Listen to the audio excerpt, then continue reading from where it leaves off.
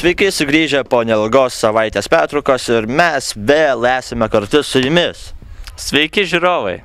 Šiandien neeilinė diena, šiandien gražus oras ir mes bandysime suprasti, ką šie du jaunuoliai daro. Ką jūs darot? Mes uždarbiaujame. Taip, mes uždarbiaujame, nes Mes stovime. Taigi, laida apie krizę ir kaip ją išvengti. O dabar pabandysime panagrinėti vieną aktualiausių Lietuvoje problemų. Jaunimo uždarbis. Ir jo užimtumas vasarą. Taigi einame na trasų. Į trasą. Vasara ir krizė. Atrodytų pats metas, kai jaunimas gali sėdėti lovoje, galėti žiūrėti multikus ir taip toliau. Tačiau taip nėra. Mes radome daugybę jaunų gerų žmonių, kurie dirba, užsidirba ir svarbiausia, moka nugalėti krizę. Dabar einam juos pakalbinsim. Ant smūgio. Ir štai prie šių nuostabių vaiskrūmių mes randame nuostabius du jaunus žmonės, kurie juos renka. ko jūs rėkaunat ant mano ūkio? Prašau nepykti, atsiprašau, kad trukdome. Trukdot, mes dirbam. Ir kaip sekasi dirbti? Neblogai, visas darbas eina paeiliai, tvarkoj. Ir kaip šiemet žiriniai? Netrok, iškit lėtėm savo. Iš tikrųjų, norėjom paklausti, ar sunku rasti darbą vasarą jaunimui? Ypač. Bet jums pavyko, ką darėte? Darbą birža jums padėjo? Ne, mes tiesiog auginam žirnius. Ar sunkus darbas? Tai žinoma. Matot, kiek čia darbo įdėta. Ačiū. Darbo krūvė. Ką palinkėtumėt Lietuvos jaunimui, kad jie pavyktų rasti darbą vasarą?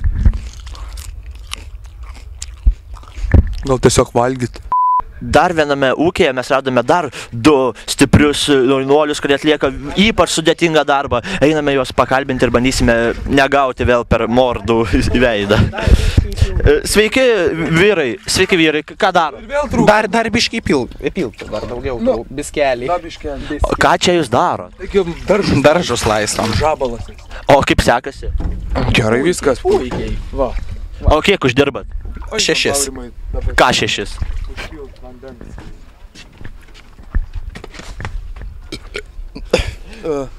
Matot, kokie mūsų daržai yra šiemet. Net krizė jų nepaveikia. Tiesiog reikia įdėti daug darbo. Ir viskas ir gerai. Taip. O savivaldybė ar padėjo rasti darbą? Tai žinoma ne. O ką palinkėtumėt Lietuvos valdžiai, kaip kovoti su krize? Šakiam ir plūgais. Ir štai didžiausiame medžio apdirbimo ceche mes randame du paauglius, kurie sugebėjo rasti darbą netgi krizės akivaizdoje. Klausime, kaip jiems sekasi dirbti. Kaip sekasi dirbti? Viskas ko puikiausiai. Ar sunkus darbas? Rūksta kaip iš pypkės. Ar dabar darbybėtis? Taip, pats darbymetis, net akmuo krūta. Jauk nesustok. Ir kiek moka už tokį sudėtingą darbą?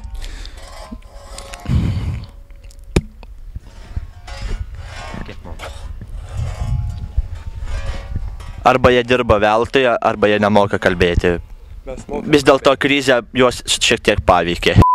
Taigi aplankę per 200 darbywiečių mes atradome labai daug išmanaus jaunimo, kurie netgi sunkmečiu moka rasti darbą ir išgyventi. Tai vis dėlto mūsų jaunimas yra šaunus, nes nesėdi vietoje, bando tobulėti, ieškoti darbo vietų. O kaip sakoma, kuo daugiau pinigų, tuo daugiau mergų.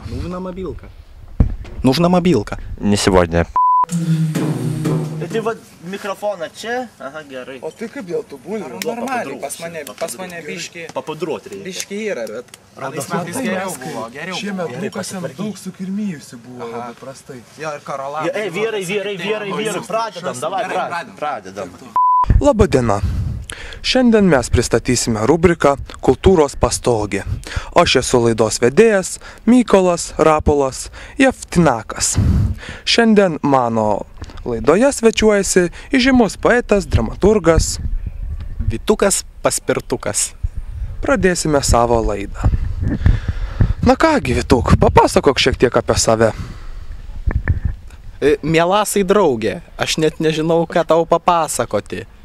Matei poemą Pėtė ir vilkas. Nebejotinai mačiau. Ir kaip tau jos pagrindinis veikėjas Antis? Na, jis buvo mano mylimiausias veikėjas. O man asmeniškai jis buvo pats šlykščiausias. Aš tu šitaip man sakai? Atsiprašau, jei šiurkštų žodį tau tariau ir nepagalvotai tave bariau. Tu man buvai lyg šilta motinos ranka ir vyriškos meilės židinys. Ir tikiuosi, kad visa tai lyg purvinas muilo burbulas subliūkš, kai tave čia pavadinau. Ačiū. Aš nepykstu, gal išgerkime arbatos. Taip.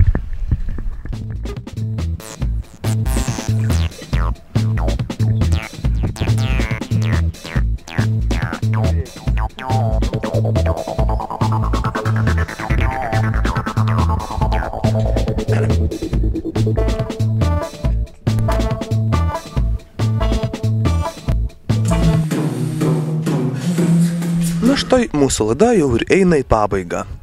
Prieš atsisveikinant, norėčiau, kad dar žodį tartų mūsų gerbiamasis poetas. Mėly Lietuvos žmonės, jeigu norite išgyventi įsisiautusią Lietuvos krizę, ruoškit malką žiemai. Ačiū, iki kitų susitikimų. 1, 2, 3. Paragauk darbų ir pasakyk, kiek tu uždirbi, Paragauk darbų ir pasakyk, kiek tu uždirbi,